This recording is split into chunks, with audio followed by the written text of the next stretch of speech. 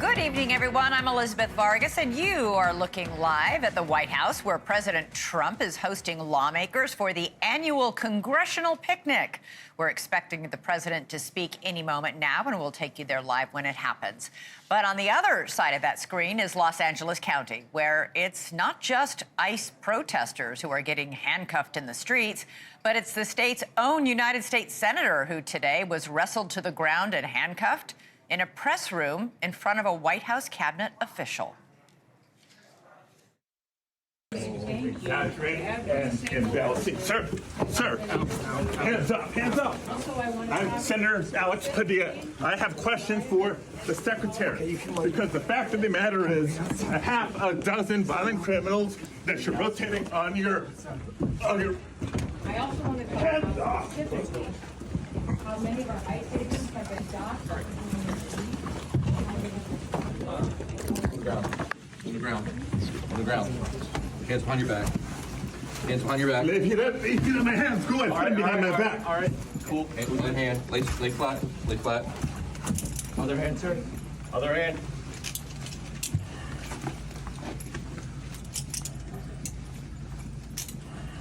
There's no recording loud out here.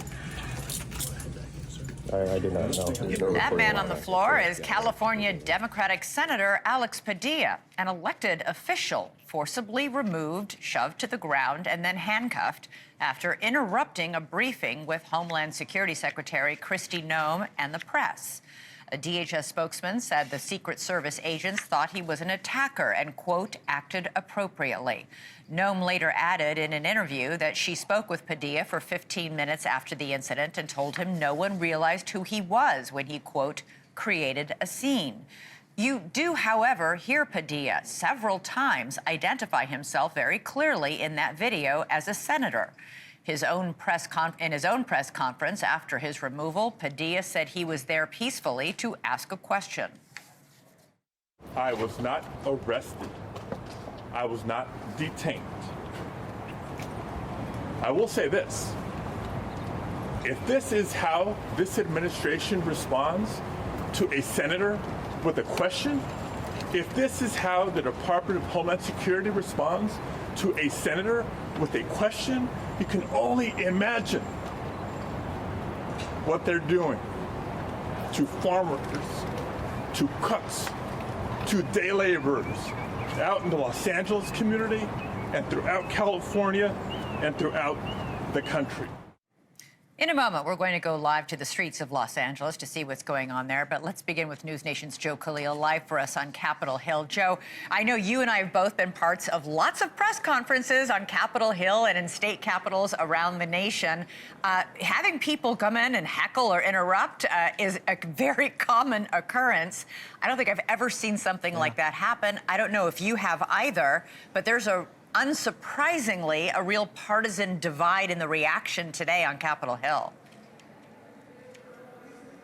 Yeah, maybe the only thing not shocking about this situation is that it is falling along party lines, how you interpret it, which is unfortunate. But there are very few things these days, Elizabeth, in Congress that really shock people and make the whole day sort of stop. But that's exactly what happened today. Almost immediately, you had the entire California delegation come out on the steps of the Capitol and demand something happen about this. There was frustration seeing the video, seeing a U.S. senator actually being pushed out and put on the ground and handcuffed.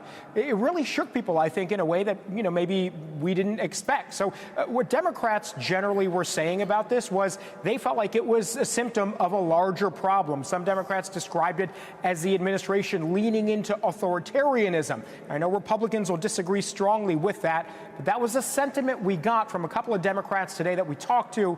Take a listen. Here's just two that you'll recognize. You think this has a chilling effect on other Democrats who may want to ask questions or show up at events like this? It's certainly intended to have a chilling effect. A senator trying to do the work of a senator gets handcuffed and thrown to the ground. Of course it has a chilling effect. That's the whole intent here. This is not going to end until there is accountability and until the Trump administration changes its behavior. This administration is not about law and order. It's about lawlessness and disorder. And that's what we've seen from day one. of the Trump administration. You know, Elizabeth, we've heard Secretary Noem say the senator was in the wrong here, that he was not invited to this press conference. He showed up unannounced and then tried to shout a question. She condemned that. And we've heard several other Republicans, most prominently Speaker of the House Mike Johnson, also take that same tack in response to the video. This is what he said today. What I saw was agents asking him to write them down so that the secretary could continue her press conference. He refused to do so. What were they supposed to do? They have to restrain someone who is engaging in that kind of behavior. They moved him out of the room. Throw him to the ground, handcuff him. A sitting member of Congress should not act like that. It is beneath a member of Congress. It is beneath a U.S. senator.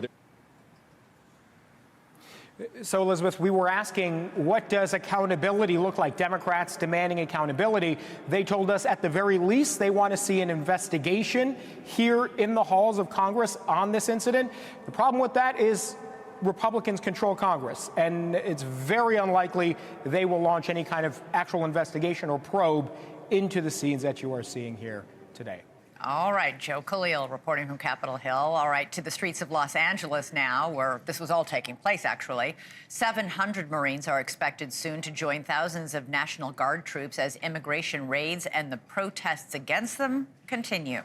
The military's Northern Command says these Marines have now finished their non-lethal training and could deploy as soon as tonight. Just moments ago, a federal court hearing wrapped up concerning those military deployments. California's leaders want the judge, Charles Breyer, brother of former Supreme Court Justice Stephen Breyer, to impose a restraining order that limits the military to protecting just federal property with no other law enforcement activity, no going out in the streets alongside police. The judge says he will very soon come to a decision, possibly by the end of business day today. Any moment, we'll update you when it comes in. In the meantime, let's go to NewsNation's Alex Capriello, live for us in downtown Los Angeles. And Alex, what are we seeing at this hour on the streets?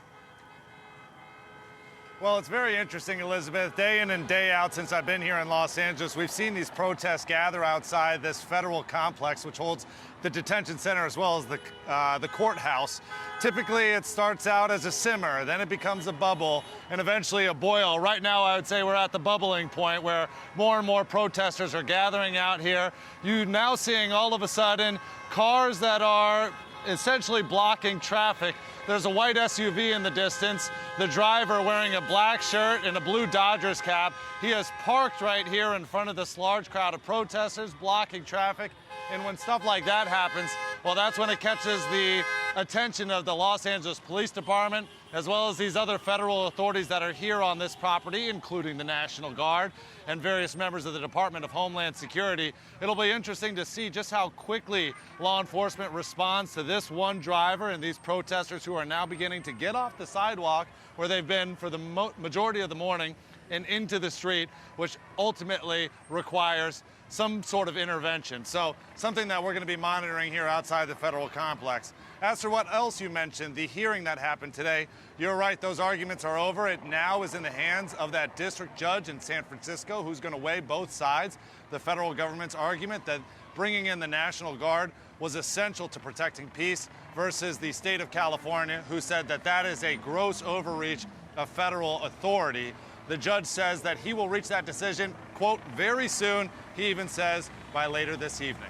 Elizabeth. All right, Alex, and as we're talking to you, we're also taking a look at a live shot we have in Pasadena, which is a part of LA County, where we see some protesters there outside City Hall in Pasadena as well. Again, it appears to be peaceful, but we do have a crowd there, just sort of emblematic of what we've been seeing popping up, not just in the Los Angeles County area, but around the country over the last several days. Thank you, Alex. We'll come back to you if we get any word from the judge on that ruling. But in the meantime, joining me now is former Department of Homeland Security Senior Advisor Charles Marino. He's also a former Secret Service agent, and he's the author of the book Terrorists on Our Border and in Our Country. Charles, great to have you here. So you're a former Secret Service officer. Yeah. What did you think about how the Secret Service and FBI agents handled Senator Padilla in that incident this afternoon? I think they handled it exactly right. Look, the senator was the one who escalated this situation by coming through the doors, yelling out questions, screaming that he was a senator while closing distance to the Secretary of Homeland Security, who is a protected person by the Secret Service. Look, I've worked at the White House for years. I've had people show up to the White House and swear that they were the president and I should let them in. And so, you can't just take somebody's word here. There was no congressional pin on the senator. He did not check in with anybody in advance to say, I'm here, I'd like to be let in to ask a question. He barged through the doors and they responded accordingly. The senator was wearing a polo shirt that said U.S. Senate on it. He was checked into the building for a briefing that was down the hall, asked if he wanted to go hear what Secretary Noem was saying and said he would like to go in. He says he walked into the room, stood and listened for a few minutes before he, yes, definitely interrupted her and began to ask her a question. At that point, he was immediately pushed back out by the Secret Service agents. You and I both know that there are a lot of news conferences all the time that are interrupted. Was it appropriate to immediately begin to shove him out of the room? Yeah, I think there were a lot of things going on there. And I think as you're walking towards the secretary, that's a problem. I did not see the agents go out of their way to make their way towards him. It was like they met in the middle as he was trying to get closer to the secretary to shout his question. He was not placed under arrest. He was detained until his identity could be verified. I think, look, there's a lot of politics here. We saw the same thing in Newark, New Jersey at the ICE detention center where a congresswoman was arrested for also assaulting ICE officers. This is just not the way to do congressional oversight, in my opinion. All right, I want to switch very quickly to this court hearing that happened just a short time ago. Governor Newsom and his lawyers, the governor not himself, but the state of California, arguing against the Trump administration lawyers. They are trying to limit how much the Marines and the National Guard can be used in the state of California. You think that the Trump administration will prevail. Why?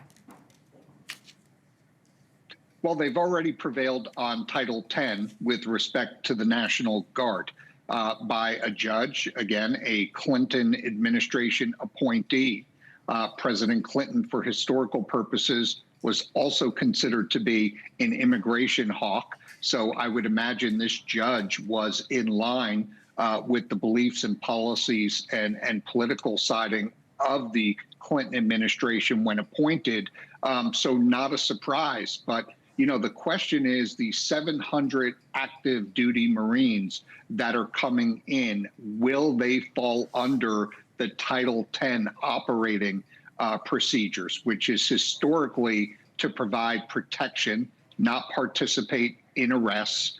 We've seen Title X be used at places like the Southwest border, where they fulfill and observe and report functionality. I do not believe we're going to see these Marines involved in making arrests of U.S. citizens or those in the country illegally. I think they will adapt the operating procedures of the National Guard under Title X, even though they fall outside of Title X. And do you think they're still needed, given the fact that the curfew and local police seem to have gotten things under control?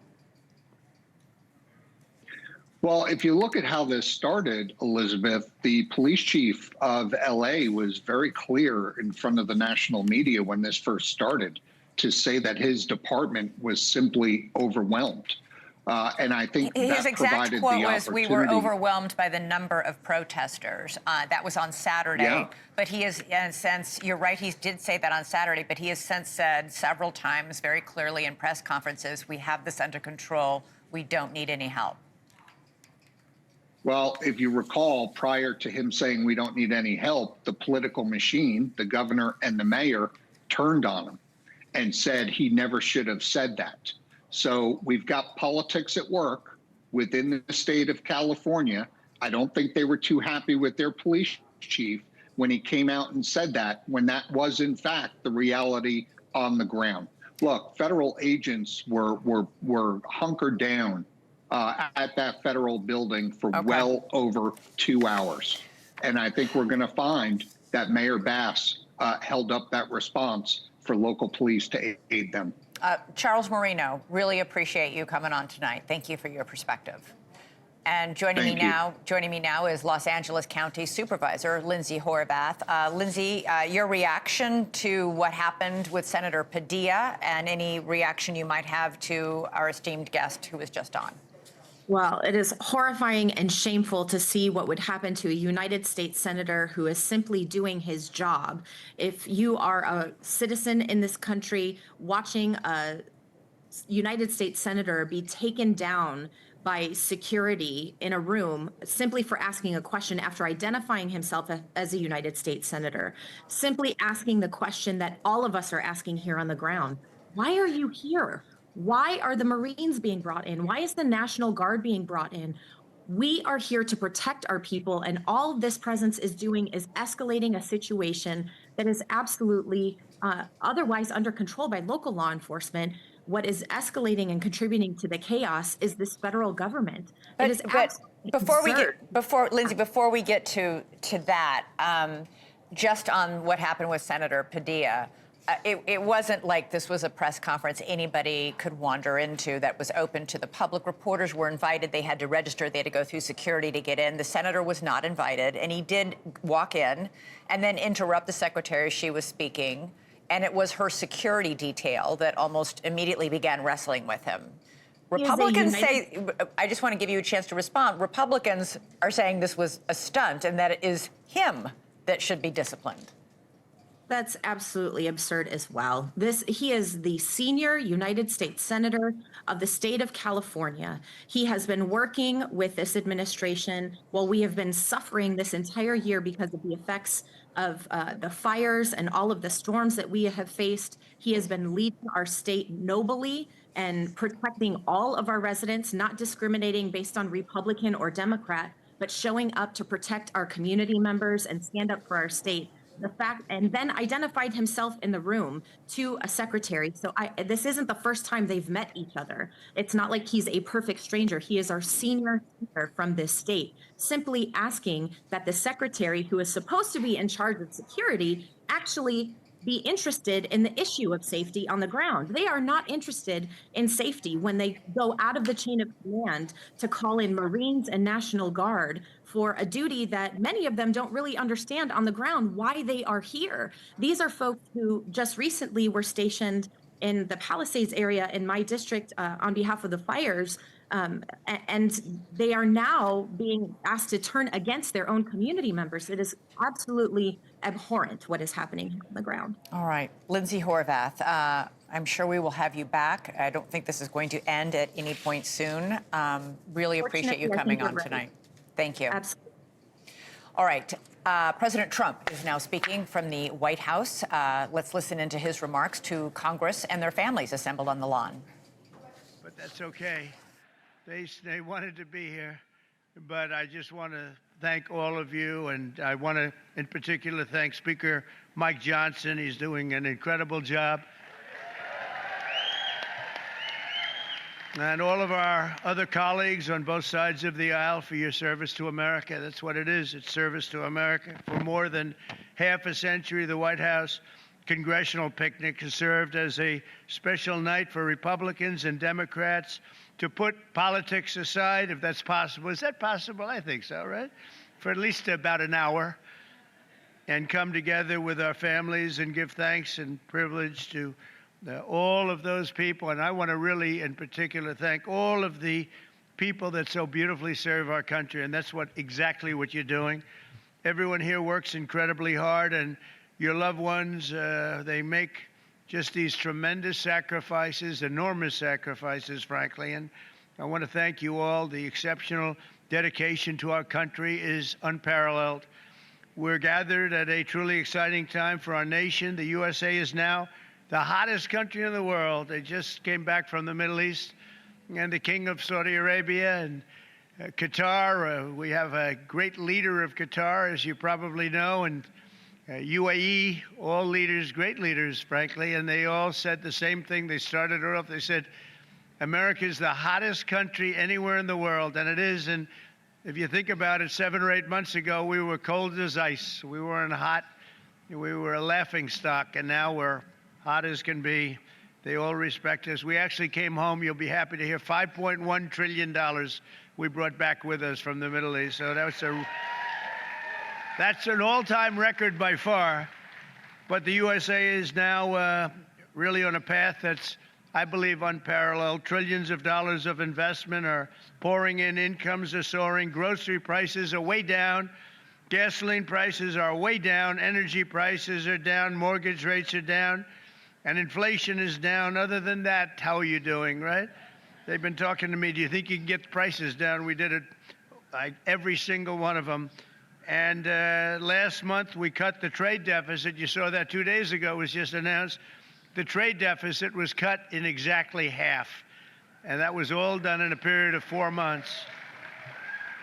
So we've reduced the number of illegal border crosses, and you know that because you look at the numbers, and 99.999%. Last month, there was 3 people got across, 3. So I did a good job in 2016, but we did an even better job right now, and it's been amazing. We have to get a little cooperation for some people, but a lot of bad people were let into our country. We're getting them out, and we're getting them out fast, and I think you know that. They came from jails, prisons. They came from mental institutions, gang members. We're getting them out very fast. You're going to be very happy when you see the results. The recent months, we've even come together as a bipartisan basis and on a bipartisan basis with the help of our great First Lady to pass the Take It Down Act, protecting our youth from exploitation. And I want to thank you, Melania, and thank you, everybody out there. When I saw that bill pass bipartisan, I said, you know, I think you're going to take my job, Melania. You'll get a little We don't get so much bipartisan. So she didn't know why. She said, why is that? I said, there is no reason for it, but you did it. Congratulations. That's a great job. But as a result of these many other historic wins for the American people, a majority of Americans now believe our country is on the right track for the first time in over 28 years, according to a very prestigious poll. 28 years it has not been. And this is the first time in 28 years, and it'll only get better when the Senate passes the one big, beautiful bill and Congress sends it to my desk on the 4th of July. We're shooting for the 4th of July. I think it's going to be the most important piece of legislation that our country has passed in many, many years. On Saturday, we're coming together to celebrate the 250th anniversary of the United States Army with a grand parade, a military parade that I don't think we've ever seen the likes of what you're going to see. I hope the weather's okay, but actually, if it's not, that brings you good luck. And that's okay, too. It doesn't matter. It doesn't affect the tanks at all. It doesn't affect the soldiers. They're used to it. They're tough, smart. Next year, when we're all together again, we will be celebrating the 250th anniversary of the American founding. We founded our country. They founded our great people, our great past founders have done a fantastic job, and we'll be cheering on Team USA in the World Cup. So we have the World Cup coming, we have the Olympics coming, and maybe most importantly, we're going to celebrate a whole year, 250th anniversary. You know, the Army is exactly 1 year older than the country. So that was interesting. We did a speech yesterday at Fort Bragg, and it was really something, the display that they put on. I truly believe the great times are ahead for America. So once again, I want to thank all of you. I want to thank every single person in this group, Democrat, Republican, or a couple of independents out there. They say they're independent, but they're not that independent. But I want to thank everybody in the audience for being very special. I know every one of you, and some by reputation and some by just knowing them. And you're fantastic people, and you have great families. And without the families, it wouldn't work for you at all. So I just want to thank you very much for being here. Have a great night. We're going to have plenty of fun. Have a really fantastic night. And nobody's going to be cold tonight. You're going to be very warm tonight because it's a little on the hot side. But just enjoy yourself. And again, really happy birthday to a truly great country. Thank you very much. Thank you. Thank you.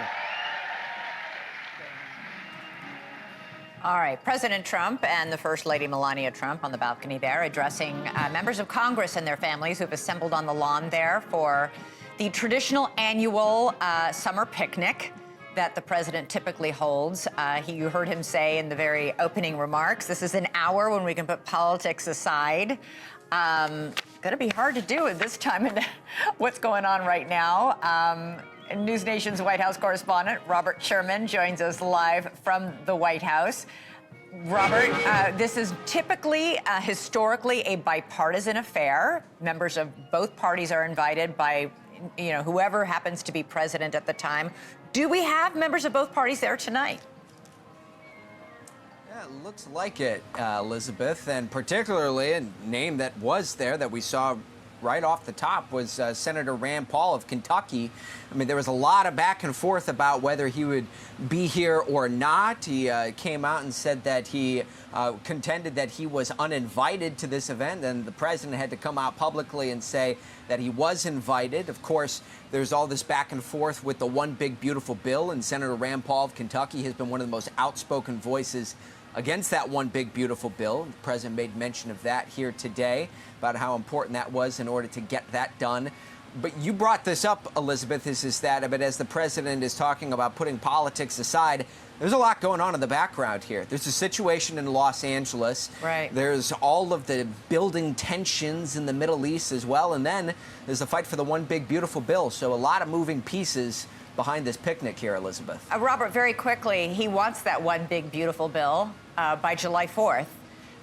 There's a lot of doubt as to whether or not this will pass by his July 4th deadline. Yeah, there is. And there's certainly a couple of names that the White House has got to win over here, one of them being Senator Rand Paul, some other names, such as Senator Ron Johnson of Wisconsin as well. Going to be tight margins is what we're looking at here. And the White House recognizes that there's a little bit more work to be done in order to get all of the yays that they need into their column here. But you heard the president there continuing to remain optimistic that it can be done.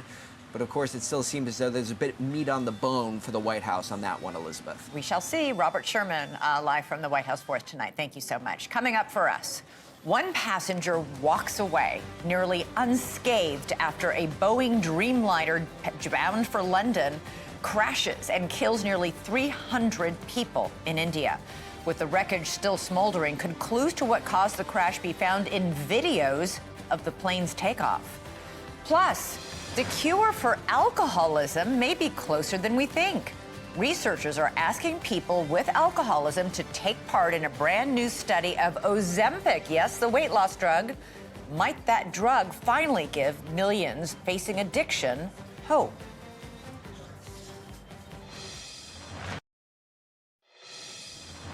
Tonight, a miraculous story of survival is emerging from the smoldering wreckage of Air India Flight 171. The plane, jumbo jet, fell out of the sky just about a minute after taking off from an airport in western India en route to London, killing nearly everybody on board. This video captures the final moments of the Boeing 787 Dreamliner's deadly descent before it crashed into a populated area, erupting into a massive fireball. At least 290 people are dead, according to Indian health officials. That includes 241 people who were on board the plane. The others were all on the ground. Additional fatalities happened after the plane slammed into a building that apparently housed doctors at some medical school that was in the area. This is not the kind of disaster that survivors walk away from. And yet, this man, a passenger on the doomed flight, was recorded on video doing exactly that. Air India has confirmed he is he's a 40-year-old British man who was sitting in seat 11A on the plane. His family says he is in the hospital tonight and doing fine. Now, the cause of the crash is still unknown, and it will be for months. But the Secretary of Transportation, Sean Duffy, said the U.S. is sending teams, NTSB teams, in to help with the investigation. We're in the process of deploying a team from the FAA, from the NTSB. We also have GE and Boeing that are deploying their resources and investigators to India. I would just note that India leads the investigation. We're there to provide any assistance that India may need as they go through which appears to be a somewhat lengthy investigation on this crash. This is the first crash of a Dreamliner, which is made by Boeing, but it is the latest in a string of troubled issues for the plane maker over many years. To help break all this down, we're joined now by Greg Feith, a former senior air safety investigator with the National Transportation Safety Board, now a private consultant on air safety. Greg, great to have you here. So, aviation analysts who've been looking at this footage of this airplane as it takes off say the flaps and the slats on the wings do not appear to be properly deployed. If that's true, the pilots would have been unable to really achieve altitude. Do you think that could be what caused the crash? I think that's very premature, Elizabeth, only because the airplane is considered to be a smart airplane. It has electronic checklists. And so as you go through the progression of all of the things that you need to set up the airplane, if the airplane was not configured properly with takeoff flaps and slats, the airplane would give both an oral and a visual alert to the crew. The crew would have never initiated the takeoff. You can see from the video, if you really blow it up, that the slats are deployed, and the flaps, even though they don't appear down as people would see them when the airplane's landing, where they fall, basically are more vertical down on takeoff, those slats actually deploy straight out before they go down. So it's really a perspective of the video, but the crew would have never taken off with a misconfigured airplane like that. Because the airplane would have alerted them to that. Right. Because I'm reminded, back in 1987, when I was first starting off as a reporter, I covered the crash of that Northwest Airlines plane, passenger plane in Detroit. Yes. And it crashed moments after takeoff because the flaps and slats weren't set. You say since then, especially with the Dreamliner, which is a brand new, much... with a lot of hullabaloo, it was unveiled, a little over a decade ago, that these new airplanes, there's going to be an alert sounding in the cockpit saying flaps and slats. These pilots could not have done what the pilots did with the Northwest Airlines crash in 1987. Unless there is just truly a mechanical malfunction or failure with that particular system, the aircraft would have warned the pilots that the flaps were not deployed or the airplane wasn't configured as it should be for takeoff. All right, so the CCTV footage shows the plane climbing for just 11 seconds before it begins to lose altitude. The pilot had time only for a single call of Mayday. There are reports he then went on to say no thrust, losing power. What might cause that? Well, that statement hasn't been verified. I've been running that to ground. If that were in fact true, that there was no thrust, losing power, that could be a couple of things. One, you have to look at what's common to both engines. Of course, that's the fuel. Now, do you have a contaminated fuel situation because they had uploaded fuel on that stop? Was there some sort of mechanical malfunction with the fuel delivery system on the airplane? Or was there some outside source? There was some initial reports that the airplane may have run through a flock of birds. I didn't see any of that in the videos. So you'd have to look for a mechanical malfunction or failure that would affect both engines almost simultaneously. It was very hot. It was 100 degrees in India at that airport when the plane was taking off. Could heat have played a role? Heat is always an issue with aircraft performance. Of course, the higher the temperature, the longer the ground run, because the wing isn't as efficient and the engines aren't as efficient with higher temperatures. However, the manufacturer takes that into account when it's doing its aircraft performance. The key here is whether or not the flight crew actually got the proper weight numbers for the airplane. company provides the weights to the pilots. The pilots then input that into the aircraft computer. The computer then tells the pilots, you need to have this flap configuration and this thrust setting. If those numbers are wrong, let's say they're lighter than they actually are, then all of a sudden now you're not producing sufficient thrust for the weight of the airplane, and the airplane may fly, it may not sustain flight. Very quickly, Greg, how incredible is it that this one passenger survived? We know he was in seat 11A. It was the bulkhead first row of economy, and he was right next to an exit door. That had to play a role. Absolutely. It is amazing, given the fact that typically in these types of accidents, the front end of the airplane takes the brunt of the initial impact. For him not only to have survived, but survived almost unscathed is really a miracle, because this airplane had a lot of people on board. I'm sure that there were people sitting next to this gentleman and unfortunately perished. So when you look at it, could the bulkhead have been a key to his survival? Or the exit door right there. Absolutely. Yeah. No, there are reports he was traveling with his brother who did not survive. Just a massive tragedy. And obviously the Dreamliner is a big plane. A lot of people fly it safely every day. And people will want to know what happened here. Greg Feith, always great to have you on. Thank you. Thank you. All right, coming up for us. We know it can make you skinnier. Can it also make you sober? The startling news on Ozempic and the other drugs like it, and alcoholism. Next.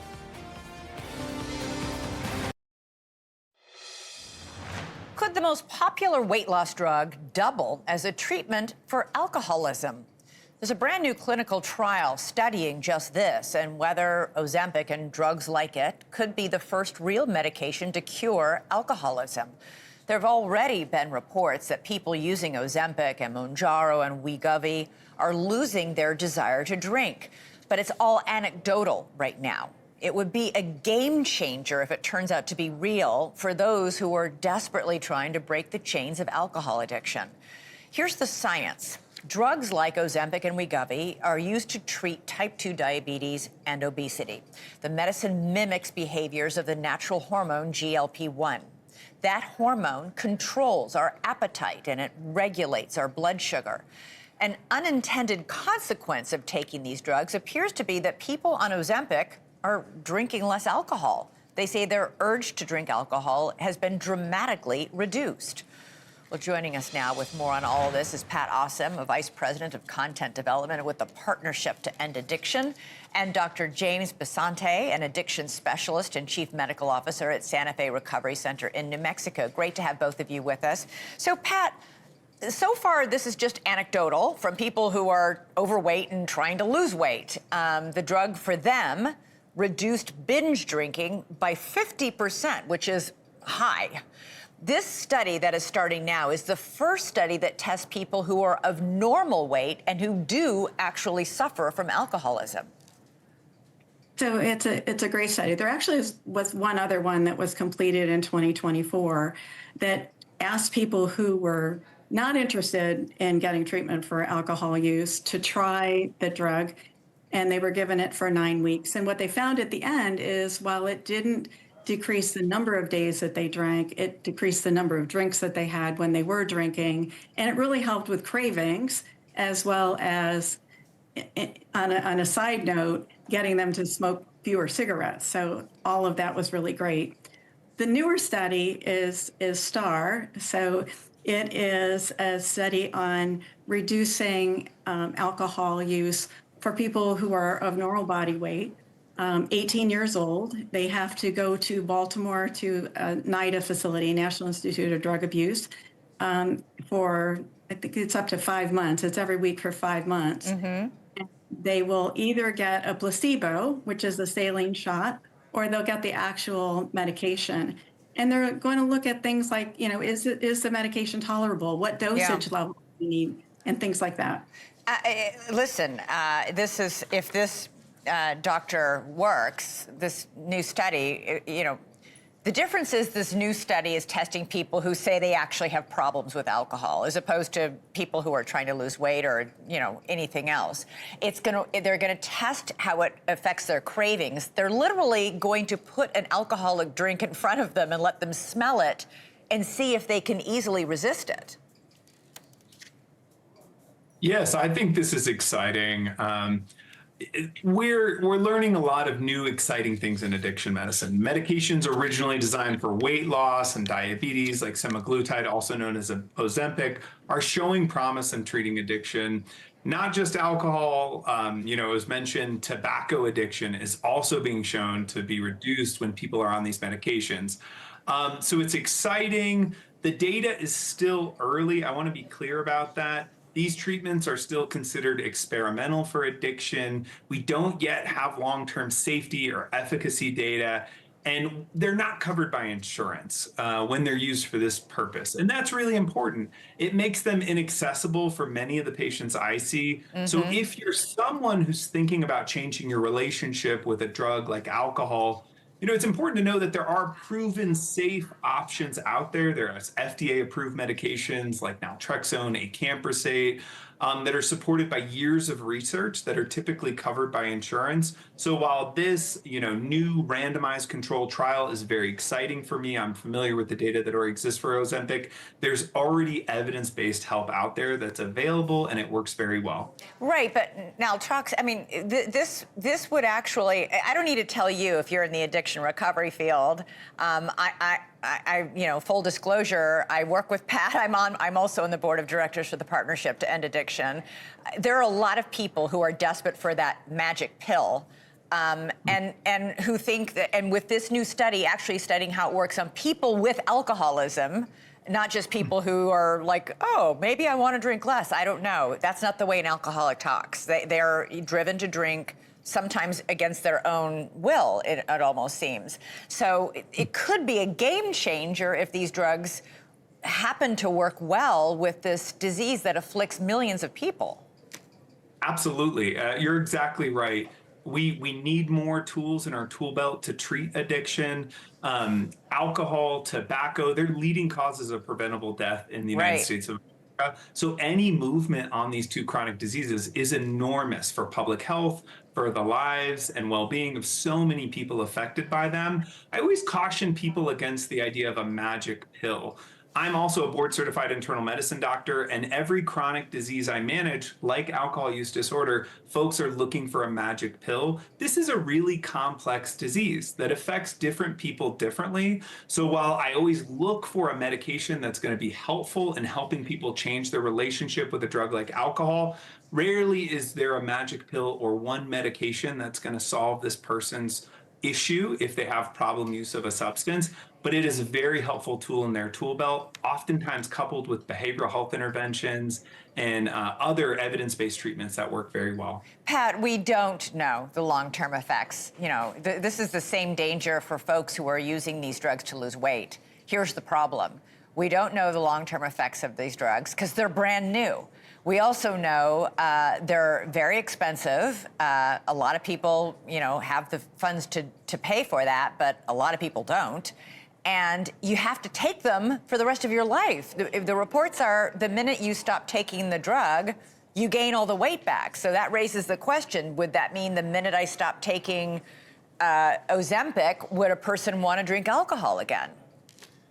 Right. I think those are things that we have to investigate. So all the things you're talking about, what's the safety profile? What kind of dosing levels do we need for different people? What age can you use these medications? For how long?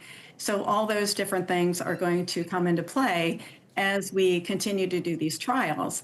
I think one of the unfortunate things about some of the trials is they're pretty short. The first one I mentioned was only 9 weeks. So it's really difficult to ascertain what's going to happen longer term. And 10 seconds, doctor. We know addiction is a complicated thing. This would not target the underlying reason why some people are driven to drink in an incredibly destructive way. Exactly right. Many of my patients use alcohol to manage mood symptoms. For many of them, it's the best tool they have in their toolbox to manage trauma.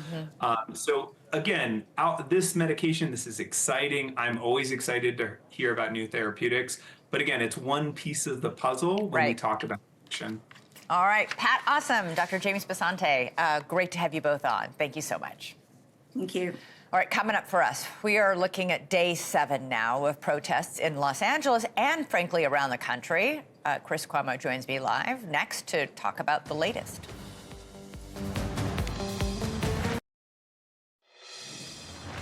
All right, time now for Chris Cuomo. Chris, your show's picking up in just a few minutes. I have no idea who's coming on your show. Your staff has kept it a secret from me, so lay it on me. Please. It's secret. It's a big mystery. It's a big mystery. I figure out this show with Dusty like 6 minutes before we go on air. No, look, I'm not blowing away with big names tonight. I'm actually going to do a lot of the lifting myself. I think we have to look, and I want to keep beating this drum of the risks of feeding extremism here at home. We see what's happening with Iran now and the concerns about that escalating. They are obviously feeders of extremism, but what we're doing here with the right and the left and the binary battle to the bottom and the zero sum and everything's outrage, and now with what Trump has said 2 different things just today about immigration. One shows that he knows the right balance. The other shows that he knows what gives him political advantage in this campaign of tell on your neighbors. And he has a struggle on his hands, this administration, of what MAGA means. Seeing greatness in the Gilded Age economically is a mistake.